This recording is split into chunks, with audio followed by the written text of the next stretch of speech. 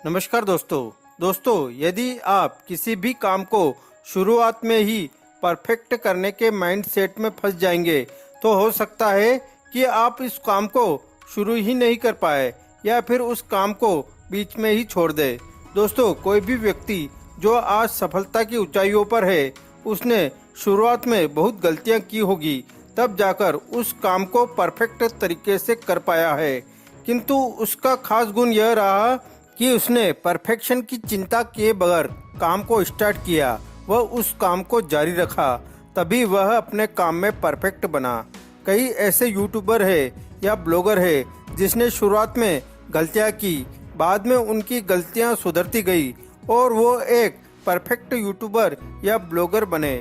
इसी तरह कई लोगों ने अपने प्रोडक्ट बनाने में गलतियां की एवं धीरे धीरे उसमें सुधार किया। दोस्तों, कभी कभी हम इस कारण भी काम को पूरा नहीं कर पाते हैं क्योंकि हम सोचते रह जाते हैं कि जब हर सिचुएशन परफेक्ट होगी तभी उस काम को करेंगे। इसके साथ साथ हमारे दिमाग में बहुत से आइडिया होते हैं और हम हर आइडिया को ट्राई करने लग पड़ते हैं।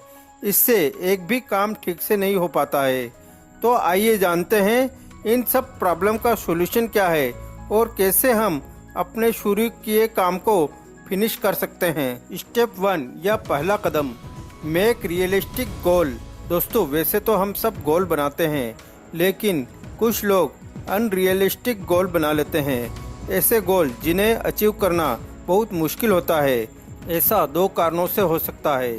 या तो आपने उस गोल के लिए बहुत कम टाइम अलॉट किया है, या गोल ऐसा है जिसे पूरा करने की आपके पास एक्सपर्टीज नहीं है।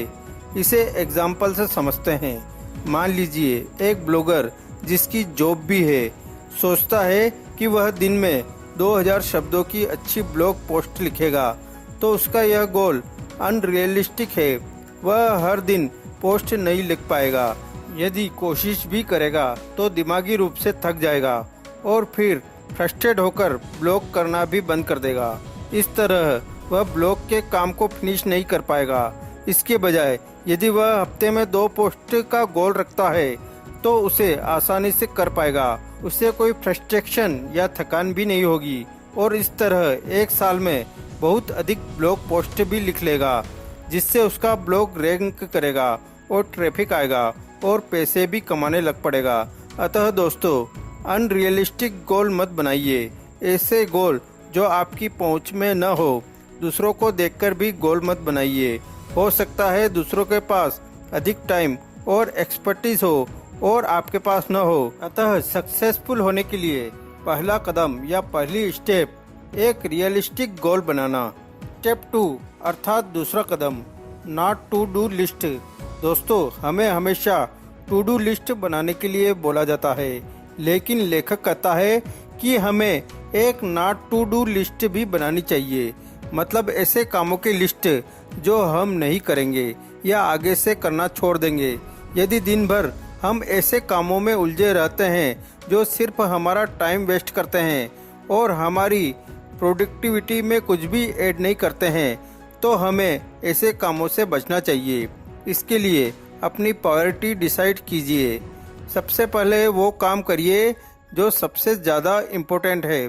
ऐसे काम न करें जो आपका टाइम वेस्ट करते हैं। उदाहरण के लिए आपकी नॉट टू डू लिस्ट में ये काम आ सकते हैं: फालतू की मीटिंग, कॉन्फ्रेंस या seminar, TV, Facebook, TikTok, YouTube आदि। बहुत से लोग घंटों टीवी देखते रहते हैं। उन्हें लगता है उन्हें हर न्यूज का पता होना चाहिए, नहीं तो वे बाकी लोगों से पीछे रह जाएंगे। लेकिन दोस्तों, टीवी जरा भी जरूरी नहीं होता। इससे आप कुछ भी अचीव नहीं करते और यदि आपको कोई न्यूज़ पता नहीं होगी तो भी आपकी लाइफ रुक नहीं जाएगी। इसलिए इन सब चीज़ों का टाइम बहुत लिमिट कर दीजिए। जैसे एक राइटर को अगर नोवेल लिखना है तो उसे सुबह उठकर सबसे पहले राइटिंग का काम करना चाहिए, न कि फेसबुक या टीवी पर न्यूज़ सुनने बैठ जाना चाहिए। इससे उनके दिमाग में हजारों फालतू के थॉट्स आ जाएंगे और नोवेल के अच्छे थॉट्स खत्म हो जाएंगे। तो इस तरह इन फालतू की चीज़ों को न करके आप अपने लिए बहुत सा टाइम जुटा लेंगे, जिससे आपको इम्पोर्टेंट काम के लिए बहुत सा समय मिल जाएगा। स्टेप 3 अर्थात तीसरा कदम, मेक वर्क फन। दोस्तों, हम हमेशा दूसरों को कहते सुनते हैं कि सीरियस होकर काम करो। स्कूल में टीचर भी सबको साइलेंट होकर बैठने को कहते हैं और सीरियस स्टडी पर ध्यान देने को कहते हैं, लेकिन सीरियस होकर काम करने से वह बोझ लगता है। अतः बहुत से लोग काम को फिनिश नहीं कर पाते क्योंकि वे बोर हो जाते हैं और थका थका सा फील करते हैं। ऐसे लोग फिर नया काम भी नहीं करना चाहते। अतः लेखक कहते हैं कि काम को फन बना लो, इससे वह बोझ नहीं लगेगा और आप उस काम को मजे से कर पाओगे। कितना अच्छा हो यदि टीचर भी हर सब्जेक्ट को फन बना दे, उन्हें गेम्स और प्रोजेक्ट करवाए, उन्हें अपनी बात चाहे वह उल्टी सीधी हो रखने दे, बाद में उसमें सुधार कर दे। इससे हर बच्चा पढ़ना चाहेगा एवं कोई फेल नहीं होगा। लेकिन स्टडी को बहुत बोरिंग तरीके से पढ़ाया जाता है और बच्चों को यह बोझ लगता है। अतः बहुत से बच्चों का पढ़ाई करने का मन नहीं करता। दोस्तों, आप अपने काम को फन कैसे बना सकते हैं?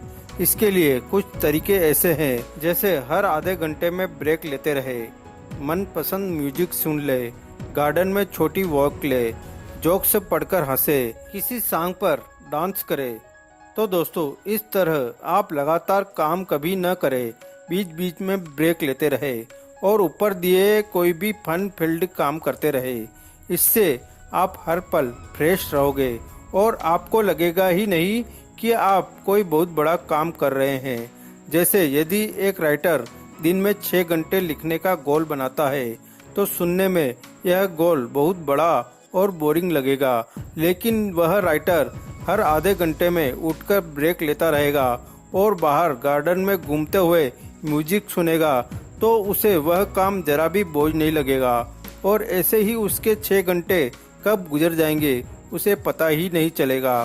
तो इस तरह अपने हर काम को फन एलिमेंट से जोड़ दे, इससे आप भरपूर जिंदगी भी जी लेंगे और आपके गोल भी कंप्लीट होते रहेंगे। स्टेप 4 अर्थात चौथा कदम, रिवार्ड एंड मोटिवेशन। यदि आपको अपना काम या गोल फिनिश या कंप्लीट करना है तो आप उसे हमेशा किसी रिवार्ड से लिंक कर दे। जैसे यदि बॉडी बिल्डिंग करनी हो तो यह सोचे कि इससे आप हैंडसम लगोगे एवं आपको अच्छी गर्लफ्रेंड मिलेगी। यदि ब्लॉग शुरू करना हो तो यह सोचे कि आपकी पैसिव इनकम होने लगेगी। यदि आपको सेल्फ हेल्प बुक पढ़नी है तो यह सोचे कि इससे आपको बहुत सा ज्ञान मिलेगा एवं आप दूसरे लोगों से अधिक सफल हो पाएंगे। गोल में रिवार्ड को लिंक कर देने से आप मोटिवेशन से बढ़ जाते हैं और आपकी प्रोडक्टिविटी भी बहुत बढ़ जाती है और आप गोल को फिनिश लाइन तक पहुंचा पाते हो।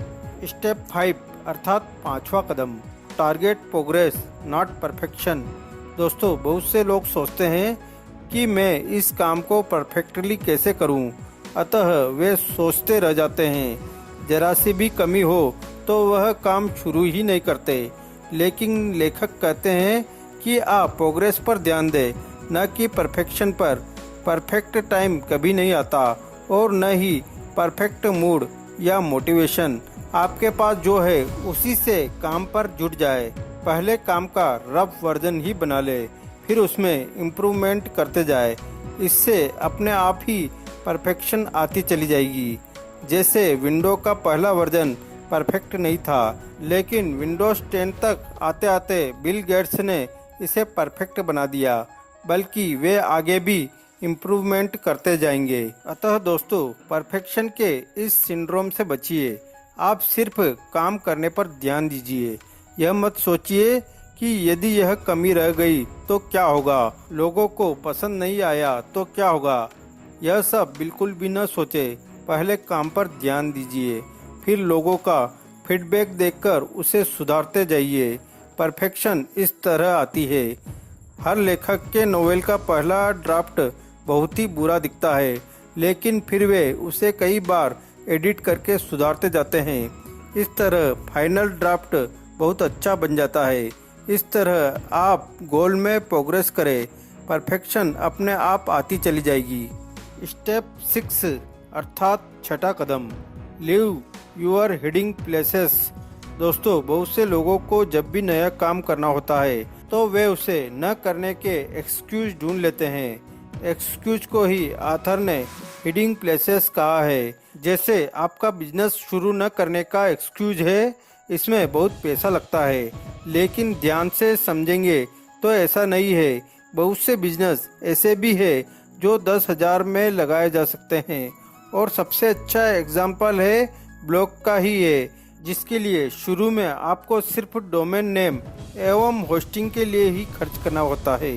दूसरा एक्सक्यूज हो सकता है, मुझे बिजनेस लगाने की जानकारी नहीं है, लेकिन आप इसके लिए ऑनलाइन बिजनेस की किताबें पढ़ सकते हैं। तो संक्षेप में कहे तो आप एक्सक्यूज या हेडिंग प्लेस में छिपना बंद करें, गोल बनाए और उसे फिनिश भी करें। स्टेप 7 अर्थात 7वां कदम, डोंट डिपेंड ऑन डाटा। दोस्तों, अक्सर हम डाटा को देखकर भ्रमित हो जाते हैं। जैसे कुछ लोग बार बार अपने बैंक अकाउंट में अपना बैलेंस चेक करते रहते हैं और सोचते हैं कि काश उनके पास इतने पैसे होते, वे कितने खुश होते।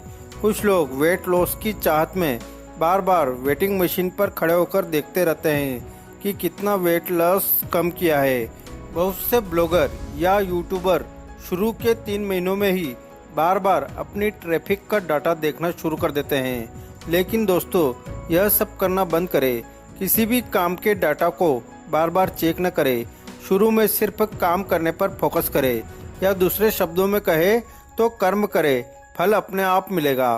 क्या आप आज आम का पेड़ लगाकर तीसरे महीने जाकर देखने लगते हो कि आम लगे हैं या नहीं? इस तरह डाटा से भ्रमित न हो, इससे आप डीमोटिवेट हो जाते हैं और उस काम को कभी भी फिनिश नहीं कर पाते। इससे अच्छा है फन के साथ उस काम को करें, और एक दिन आप देखोगे कि डाटा भी आपके फेवर में आ जाएगा। स्टेप 8 अर्थात 8वां कदम, it's okay not to finish. दोस्तों, हालांकि इस बुक का टाइटल फिनिश है, लेकिन आपको कभी भी प्रेशर में नहीं आना है। यदि कोई काम आज फिनिश नहीं भी हुआ है तो आपको पैनिक करने की आवश्यकता नहीं है। घर जाए, आराम से नींद ले और अगले दिन फ्रेश माइंड से उस काम को फिर से शुरू करें। कुछ लोग काम में इतना डूब जाते हैं कि उन्हें खाने पीने का भी होश नहीं रहता। बहुत से एंटरप्रेन्योर हमेशा अपने बिजनेस के बोझ से स्ट्रेस में रहते हैं। इससे उनके बाल भी जल्दी सफ़ेद हो जाते हैं और हार्ट की बीमारियां भी लग जाती है।